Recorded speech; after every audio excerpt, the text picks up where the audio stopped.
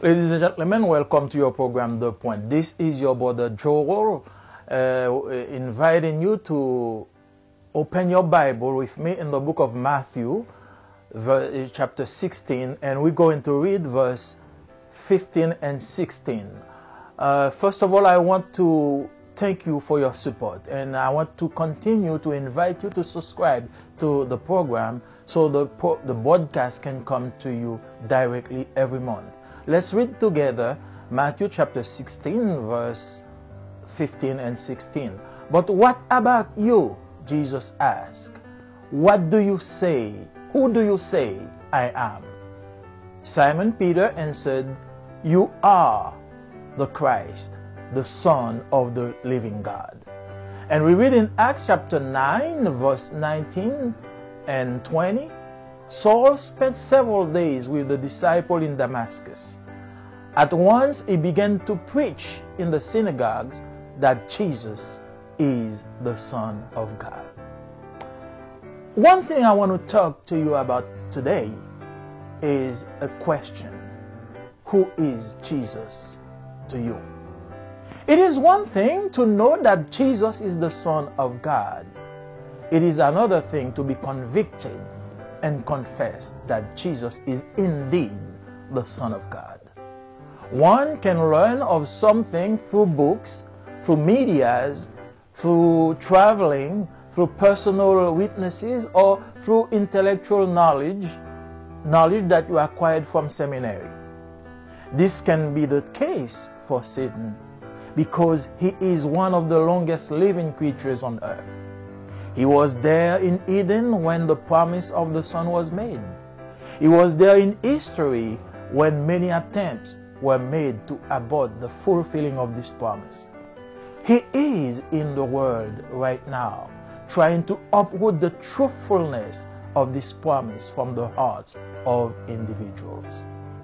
The Bible tells us that the demons have the knowledge of the sonship of Jesus, but this is not enough to make them saved creatures. Luke confirmed it by writing in Luke chapter 4, verse 41. He said, Demons also were coming out of many, shouting, You are the Son of God. But rebuking them, Jesus would not allow them to speak because they knew him to be the Christ.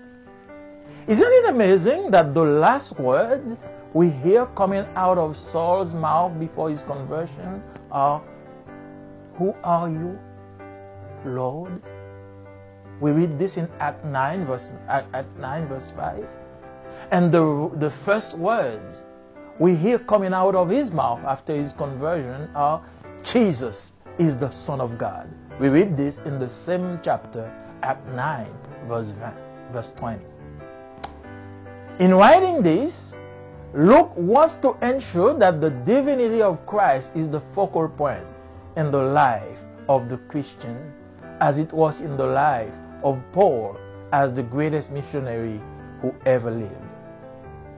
Jesus is the Son of God. Yes, Jesus is the Son of God. What I'm praying now will happen in this message is that God will reveal His Son to you in new ways that you can enjoy fellowship in Him and through Him. As we go through this season, we are lost in arguments as to the accuracy of His birth date and what we should and should not celebrate. But we forget that the question that will have an eternal consequence on our lives is, who is Jesus for you? In Matthew chapter 16, verse 16, Peter, under the revelation of the Holy Spirit, found a personal answer to this question. You are the Christ, the Son of the living God. The Bible tells us in Acts chapter 9, verse 17 to 20, that Ananias was sent to Paul so that Paul may regain his sight and be filled with the Holy Spirit. And the text says, immediately after regaining his sight, he began to proclaim Jesus in the synagogues, saying, He is the Son of God. Oh, my brothers and sisters, flesh and blood cannot reveal this mystery to you. To be convicted that Jesus is the Son of God, you must, like Peter, be moved by the Holy Spirit. Like Paul, have a personal encounter with Him. To understand this profound truth, you must realize that this great attribute is not a product of human imagination. Human cannot comprehend this. However, it is compatible with all biological laws and principles established by the Creator Himself. Let's read the account of Luke in Luke chapter 1, verse 35. The angel answered, "The Holy Spirit will come on you, and the power of the Most High will overshadow you. So, the Holy One to be born will be called the Son of God." Dr. Dennis Lindsay, one of the great theological minds, wrote this: "Science has confirmed," he's talking in a general point of view, "science has confirmed that not a single drop of blood is given from the mother to her developing embryo in her womb. It comes from the father. The mother provides other nutrients such as proteins, fats, and carbohydrates to the fetus of the unborn. The waste product of the child's metabolism are passed back to the mother's circulation. Yet, no actual interchange of a single drop of blood ever occurs." End of quote. To understand Dr. Lindsay's point, you must do some research about fetal circulation. God had to find a way where Jesus would be perfectly human according to the flesh, and yet not have the blood of sinful humanity. This is what the virgin birth of Jesus explains to us. Jesus had Adam's body, but not Adam's blood. The angel told Mary, "The Holy One to be born will be called the Son of God." Luke chapter 1, verse 35. The prophet Isaiah called him Emmanuel. God is with us. Isaiah 7, verse 14. What does it mean that Jesus is the Son of God? It means that He is God. Paul said in Colossians chapter 2, verse 9, "In Him the whole fullness of God dwells bodily." He said in Philippians 2, verse 6, "Though He was in the form of God, He did not count equality with God a thing to be grasped, but emptied Himself." We read in Hebrews chapter 1, "In these last days God has spoken to us by His Son, whom He appointed the heir of all things, through whom also He created the world. He is the radiance of God's glory and the very stamp of His nature, upholding the universe by His word of power." In Hebrews 1, verses 8 and 9, He said of the Son, "Your throne, O God, is forever and ever." And John wrote, "In the beginning was the Word, and the Word was with God, and the Word was God. And the Word became flesh and dwelt among us, full of grace and truth." John 1, verses 1 and 14. When Paul said that Jesus is the Son of God, we understand him to mean that Jesus is God. He is not a mere man or a high-ranking angel in human form. He is truly man and truly God. Hallelujah. When we call Him Son of God, we mean that He is of the same nature as God. Fathers create things unlike themselves, but they beget sons like themselves. That's why the evangelist wrote, "For God so loved the world that He gave His only begotten Son." That term is translated in Greek by neos, that means begotten son, versus another general term translating son, that means technos. Two different terms. Let me ask you the question again. Who is Jesus for you? Is he Elijah, Jeremiah, or one of the prophets?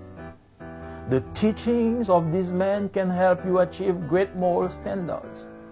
But only a true revelation and a confession that Jesus is the Son of God can set you free from sin's bondage and usher you into the world of eternal salvation for your soul.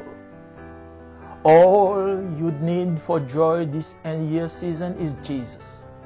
Liquors, dancing, unwholesome pleasures cannot fill the void in your heart, but the joy of the Lord can be your strength. The perennial debates and questions you ask about the when, the where, and the events surrounding the birth of the Savior will get you nowhere. But the revelation of Jesus, that Jesus is the Son of God, is your only ticket to true freedom and real peace. Who do you say I am? This question was posed to the disciples. It is posed to you today. The answer is yours. The answer is personal. Jesus is God. He came down to dwell among us so He can give you life. Accept Him as your Savior and your Redeemer. Let's pray together. Thank you, God, for your word. Thank you, God, for salvation given to us through Jesus Christ, who emptied Himself to come down to dwell among us so we can have eternal life. I pray you for this gift, that eternal gift of salvation. And I pray you for those at this end of the year who heard this message. Allow us to be convicted of the sonship of your Son Jesus, knowing that He is God. He is the truth, the way, and the life. No one can get through you but by Him. We ask you all this in the name of Jesus. Amen. Chers amis dans le Seigneur, que la paix et la grâce de Dieu soient avec vous tous. Nous vous souhaitons la bienvenue sur votre programme Le Point et nous vous invitons également à continuer à partager le programme et enfin à vous abonner afin que le programme vous parvienne chaque mois de façon directe. Lisons ensemble les versets que nous trouvons dans Matthieu chapitre 16, les versets 15 et 16. Et vous, leur dit Jésus, qui dites-vous que je suis? Simon-Pierre répondit, tu es le Christ, le Fils du Dieu vivant. Dans Actes chapitre 9, les versets 19 et 20, nous lisons, Saul resta quelques jours avec les disciples qui étaient à Damas. Et aussitôt il prêcha dans les synagogues que Jésus est le Fils de Dieu. C'est une chose de savoir que Jésus est le Fils de Dieu. C'en est une autre d'être convaincu et de confesser que Jésus est bien le Fils de Dieu. On peut apprendre quelque chose à travers les livres, à travers les médias, les voyages que l'on a entrepris, les témoignages personnels ou même la connaissance acquise au séminaire. Cela peut être le cas pour Satan car il est l'une des créatures les plus anciennes sur terre. Il était là en Éden lorsque la promesse du Fils a été faite. Il était là dans l'histoire lorsque de nombreuses tentatives ont été faites pour avorter l'accomplissement de cette promesse. Et il est dans le monde en ce moment même, essayant de déraciner la véracité de cette promesse dans le cœur des individus. La Bible nous dit que les démons ont la connaissance de la filiation de Jésus. Mais cela ne suffit pas pour en faire des créatures sauvées. Luc l'a confirmé en écrivant dans Luc chapitre 4 verset 41.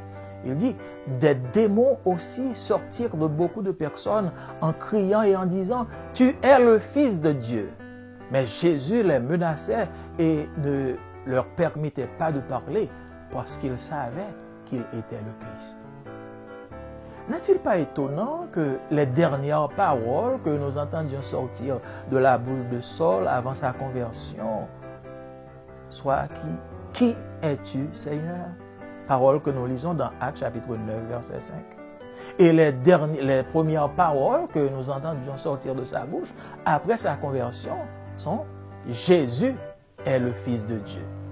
Parole que nous lisons dans le même chapitre, Actes chapitre 9, verset 20. En écrivant ceci, Luc veut s'assurer que la divinité de Christ soit le point fondamental dans la vie du chrétien, comme il l'a été dans la vie de Paul en tant que le plus grand missionnaire que le monde ait jamais connu.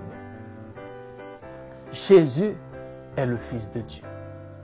Chers amis, ma prière aujourd'hui est que Dieu puisse vous révéler son Fils d'une façon toute nouvelle afin que vous puissiez jouir d'une communion parfaite avec lui et en lui.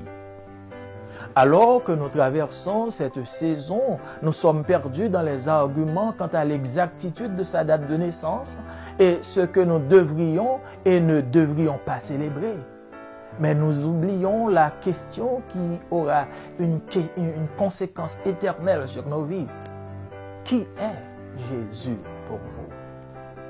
Dans Matthieu chapitre 16, verset 16, Pierre, sous la révélation du Saint-Esprit, a trouvé une réponse personnelle à cette question.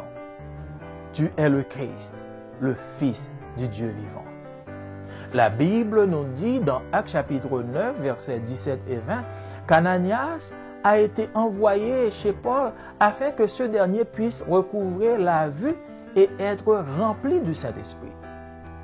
Et le chapitre continue pour nous dire que immédiatement après avoir recouvré la vue, il se mit à proclamer Jésus dans la synagogue en disant « Jésus est le Fils de Dieu ». La chair et le sang ne peuvent nous révéler ce mystère, chers amis. Pour être convaincu que Jésus est le Fils de Dieu, il faut, comme Pierre, être touché, ému par le Saint-Esprit. Comme Paul, avoir une rencontre personnelle avec lui. Pour comprendre cette vérité profonde, vous devez réaliser que ce grand attribut n'est pas un produit de l'imagination humaine. L'esprit humain ne peut comprendre cela. Cependant, il est compatible avec toutes les lois et les principes biologiques établis par le Créateur lui-même. Lisons le récit de Luc dans Luc chapitre 1er, verset 35. L'ange lui répondit, « Le Saint-Esprit viendra sur toi, et la puissance du Très-Haut te couvrira de son ombre. C'est pourquoi le Saint-Enfant qui naîtra de toi sera appelé Fils de Dieu. » Le docteur Dennis Lindsay, l'un des grands esprits théologiques de notre époque, a écrit ceci. La science a confirmé que pas une seule goutte de sang, il parle d'une manière générale, la science a confirmé que pas une seule goutte de sang n'est donnée de la mère à son embryon en développement dans son ventre. Cela vient du Père. La mère fournit d'autres nutriments tels que des protéines, des graisses et des glucides au fœtus de l'enfant à naître. Les déchets du métabolisme de l'enfant sont renvoyés dans la circulation de la mère. Pourtant, aucun échange réel d'une seule goutte de sang ne se produit entre la mère et le fœtus. Fin de citation. Pour comprendre le point du docteur Lindsay, il faut en quelque sorte faire des recherches sur la circulation sanguine du fœtus. Dieu devait trouver un moyen où Jésus serait parfaitement humain selon la chair, sans pourtant hériter du sang de l'humanité pécheresse. Jésus avait le corps d'Adam, mais pas le sang d'Adam. L'ange dit à Marie, « C'est pourquoi le Saint-Enfant qui naîtra de toi sera appelé Fils de Dieu. » Luc 1er, verset 35. Le prophète Ésaïe l'appelle Emmanuel, Dieu est avec nous. Ésaïe chapitre 7. Que signifie que Jésus est le Fils de Dieu? Cela signifie qu'il est Dieu lui-même. Paul a dit dans Colossiens chapitre 2 verset 9, en lui toute la plénitude de la divinité habite corporellement. Il continue dans Philippiens chapitre 2 verset 6 en disant « Jésus, existant en forme de Dieu, n'a point regardé comme une proie à arracher d'être égal avec Dieu, mais s'est dépouillé lui-même en prenant une forme de serviteur, en devenant semblable aux hommes et ayant paru comme un simple homme. » Hébreux chapitre 1er, verset 2-3, nous lisons « Dieu, dans ces derniers temps, nous a parlé par le Fils, qu'il a établi héritier de toutes choses, par lequel, c'est-à-dire par Jésus, il a aussi créé le monde, et qui, étant le reflet de sa gloire et l'empreinte de sa personne, et soutenant toutes choses par sa parole puissante, a fait la purification des péchés, et s'est assis à la droite de la majesté divine dans les lieux très hauts. » Enfin, dans Hébreux chapitre 1er, verset 8, nous lisons, mais il a dit au Fils, ton trône, ô Dieu, est éternel. Le sceptre de ton règne est un sceptre d'équité. Et Jean écrit, au commencement était la parole, et la parole était avec Dieu, et la parole était Dieu. Et la parole s'est faite chair et a habité parmi nous, pleine de grâce et de vérité. Jean chapitre 1er, les versets 1er et 14. Lorsque Paul a dit que Jésus est le Fils de Dieu, nous comprenons qu'il veut dire que Jésus est Dieu. Il n'est pas un simple homme ou un ange de haut rang sous forme humaine. Il est vraiment homme. Il est vraiment Dieu. Lorsque nous l'appelons Fils de Dieu, nous voulons dire qu'il est de la même nature que Dieu. Les pères créent des choses qui ne leur ressemblent pas, mais ils engendrent des fils comme eux.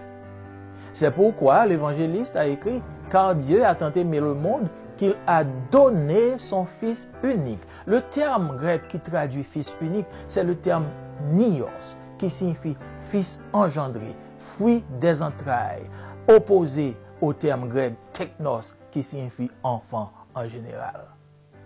Laissez-moi vous reposer la question. Qui est Jésus pour vous? Est-il Élie, Jérémie ou l'un des prophètes? Les enseignements de ces hommes peuvent vous aider à atteindre de grandes valeurs morales, mais seule une véritable révélation et une confession que Jésus est le Fils de Dieu peuvent vous libérer de l'esclavage du péché et vous rendre et vous permettre d'entrer dans le monde du salut éternel pour votre âme. Tout ce dont vous avez besoin pour la joie en cette saison de fin d'année, c'est Jésus. Les liqueurs, la danse, les plaisirs malsains ne pourront pas combler le vide de votre cœur, mais la joie du Seigneur peut être votre force. Les débats pérenniels et les questions que vous posez sur le quand, le lieu et les événements qui entourent la naissance du Sauveur ne vous mèneront nulle part. Mais la révélation que Jésus est le Fils de Dieu est votre seul et unique ticket pour la vraie liberté et la vraie paix. Qui dites-vous que je suis? Cette question a été posée aux disciples. Elle est posée à vous aujourd'hui. Vous avez la réponse, car la réponse est vraiment personnelle. Je vais vous inviter à vous courber là où vous êtes et ensemble, nous allons prier. Nous allons dire merci à Dieu pour ce grand cadeau. Dieu Tout-Puissant, nous voulons te dire merci en ce moment béni parce que tu as pensé à nous depuis l'éternité et tu nous as donné Jésus. Il s'est fait homme pour nous donner la vie. Il était 100% homme et 100% Dieu. Nous te disons merci. Permets, Seigneur, que nous soyons tous convaincus de cette vérité. On peut avoir des connaissances immenses de la personne de Jésus, de l'histoire de la vie de Jésus, mais sans une rencontre personnelle avec ton Fils, nous n'avons pas la vie. C'est pourquoi, ô Père, nous te demandons de permettre à tout un chacun d'être convaincu de la filiation de Jésus à toi. Et en tant que fils de Dieu, il est Dieu. Sois avec chacun d'eux. Bénis-les et sauve-les. Au nom de Jésus, nous te prions.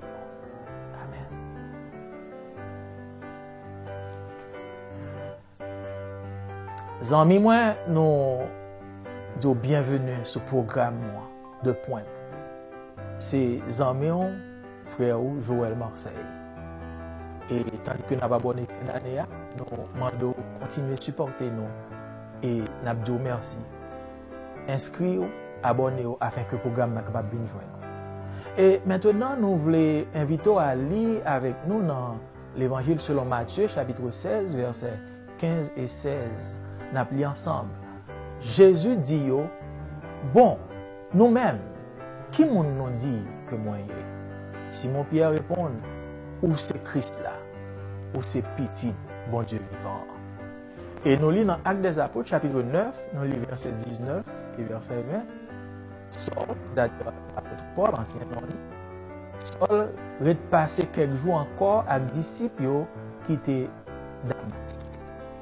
Même là, il commençait à message dans la synagogue, il t'a fait nous comprendre que Jésus, c'est petit, bon Dieu. Mes amis, c'est un bagage pour nous connaître que Jésus, c'est petit, bon Dieu. Lorsqu'on est convaincu et qu'on confesse que Jésus, c'est réellement petit, bon Dieu. Ou capable d'apprendre un bagage dans le livre, ou capable d'apprendre un bagage dans les médias, ou capable d'apprendre à cause de plusieurs voyages qu'on fait, à cause de témoignages personnels que moun ba ou même par connaissance qu'on a acquéri dans les grands séminaires. Satan, c'est capable de yon moun sa yo. C'est peut-être le cas pour lui-même, parce que c'est plus ancien créature qui vit sous terre. Il était là en Éden lorsque la promesse a été faite que tu as un sauveur qui venu. Il était là dans l'histoire lorsque plusieurs tentatives étaient prises pour être capable de faire promesse ça pas faite. Et qu'on y a là encore dans le monde, l'a essayé chaque jour pour déraciner vérité promesse ça dans cœur chaque monde. La Bible dit nous que des démons yo ont connaissance que Jésus c'est petit bon Dieu, mais ça n'a pas suffi pour faire de eux-mêmes des créatures sauvées. Luc confirme ça lorsque l'écrit dans Luc chapitre 4 verset 41, il dit des démons aussi ont sorti de un pile monde et a crié, il a dit où c'est petit bon Dieu. Mais Jésus menacé eux, il pas permettre de parler parce que il connaît que c'était petit bon Dieu vraiment. Donc pas trouvé que c'est étonnant que dernière parole qui sortit dans bouche l'apôtre Paul lorsque il était rencontré avec Jésus sur Damas. Il te dit, qui est souillé Seigneur? Nous lisons ça dans Actes des Apôtres, chapitre 9, verset 5. Et dans le même chapitre, ça, dans verset 20, nous avons une première parole qui sortit dans la bouche, lorsque le film converti, c'est Jésus, c'est petit bon Dieu. Lorsque Luc écrit ça, il voulait assurer que la divinité de Christ, c'est constituer le point fondamental dans la vie de chaque chrétien, comme c'était le cas dans la vie de Paul, qui était le plus grand missionnaire qui n'a pas jamais existé. Jésus, c'est petit bon Dieu. Amis, moi, prière pour vous aujourd'hui, c'est que bon Dieu est capable de révéler petit li dans la vie d'une façon nouvelle, afin qu'on soit capable de réaliser, afin qu'on soit capable d'avoir une communion parfaite avec lui et en lui-même. Tandis que nous avons entré dans la fin saison l'année, ça, nous perdu dans l'argument en ce qui concerne l'exactitude de date naissance là, en ce qui concerne qui ça nous doit faire et qui ça nous pas doit faire, comment nous doit célébrer et comment nous pas de célébrer. Tandis que nous oublions question qui a plus d'importance pour nous, question qui gagne portée sur vie éternelle nous. Qui est Jésus y est pour nous-mêmes? Dans Matthieu chapitre 16 verset 16, Pierre, sous révélation Saint-Esprit, lui joue une réponse personnelle à la question ça. Il dit, où c'est Christ là, où c'est petit bon Dieu vivant. La Bible dit nous dans Actes chapitre 9, verset 17-20, que Ananias, bon Dieu te voyé là qu'à Paul, pour que Paul t'est capable de recouvrir la vie. et que tu es capable de remplir du Saint-Esprit. Et même chapitre là dit nous, immédiatement après que Paul t'a fini recouvrer la vue, il t'a commencé à enseigner dans la synagogue là que Jésus, c'est petit bon Dieu. Aux amis, moi, la chair et le sang pas capable de révéler au mystère ça. Pour capable convaincre que Jésus-Christ c'est petit bon Dieu, il faut, même Jacques-Pierre, qu'on est capable de toucher par le Saint-Esprit. Même avec Paul, qu'on est capable de faire une rencontre personnelle avec lui. Pour comprendre la vérité profonde, ça, au besoin de réaliser que grand attribut ça, ce n'est pas un produit imagination l'homme. L'esprit l'homme pas capable de comprendre ça. Cependant, attribut ça compatible à toute loi et tout principe biologique que bon Dieu lui-même l'établit. On lit ensemble ça, Luc dit, dans Luc chapitre 1er, verset 35. Il dit, l'ange l'en répond, Saint-Esprit vient pour le venir sur même, et puissance ça qui très haut, il vient pour le couvrir. Et c'est peut-être ça, Timoun saint ça qui dans saint là. Ou gagne, bon Dieu vient pour le relayer, petit bon Dieu. Oh, docteur Denis Lindsay, un grand théologien dans temps noir, il écrit ça. Il dit, la science confirmée que pas gagne une goutte dans sang timoun qui sorti dans maman. Ça c'est un bagage général que l'a dit. Il dit tout ça qui dans timoun, tout sang timoun nan li vini de papa.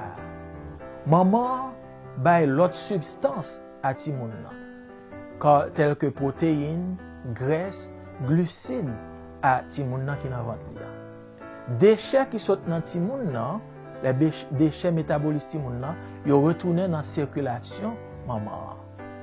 Mais pourtant, pas gain aucun échange réel de sang entre timoun et maman. Fin de citation.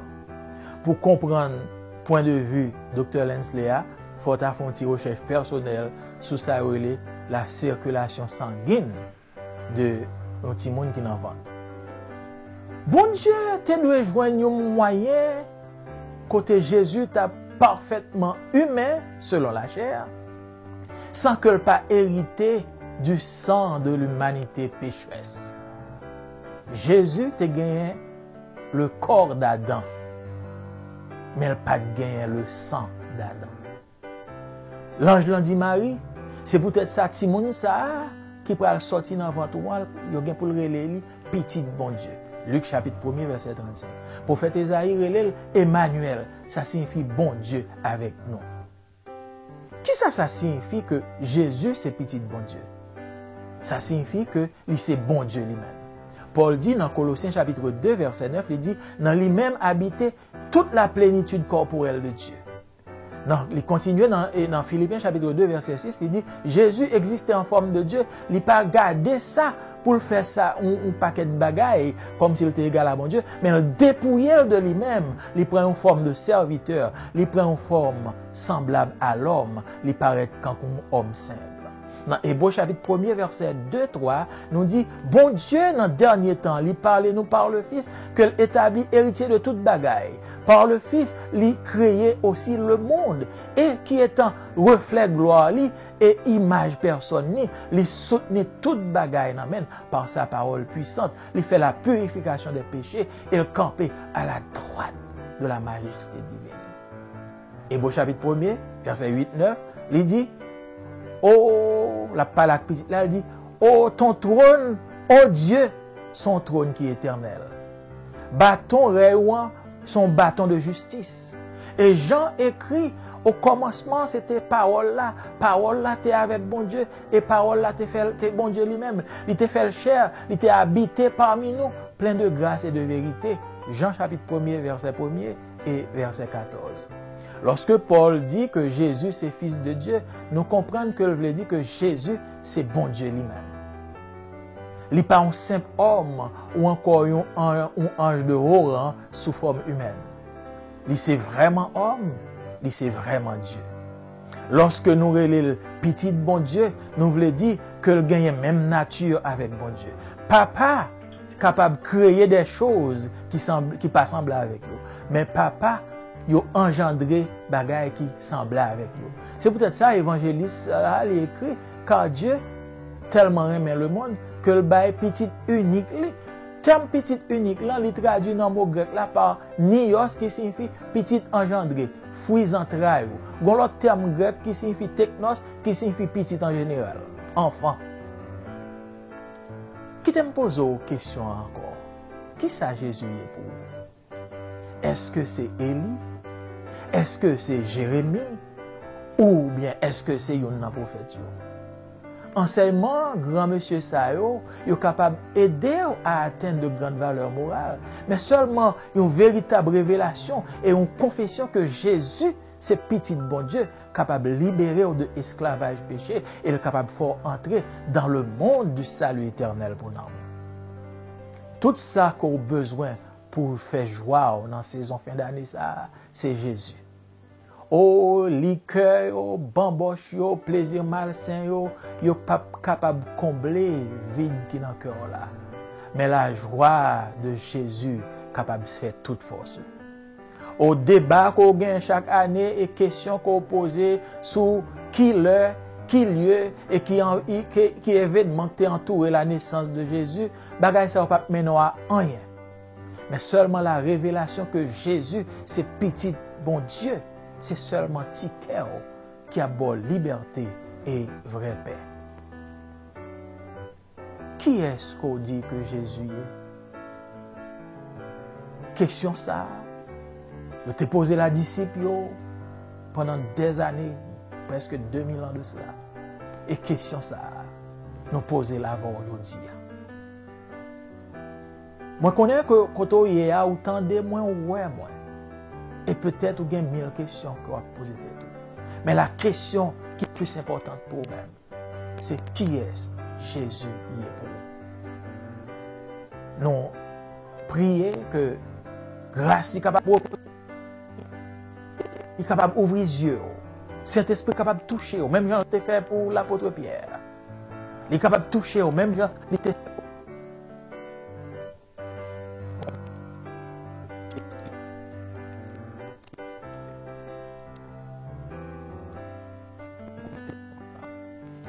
Tout puissant pour révélation ça qu'au bas nous que Jésus c'est bon Dieu, Jésus c'est fils de Dieu et sans lui-même nous pas capable de gagner la vie. Oh Seigneur, nous mettez de côté toute connaissance, tout ça que nous t'ai apprendre dans le livre et nous voulons que Saint-Esprit soit capable de révéler nous de façon personnelle. Oh gen moun quelque part qui tendem aujourd'hui là qui garde aujourd'hui là et qui a posé cette question. Seigneur, t'en prie, touchez-vous.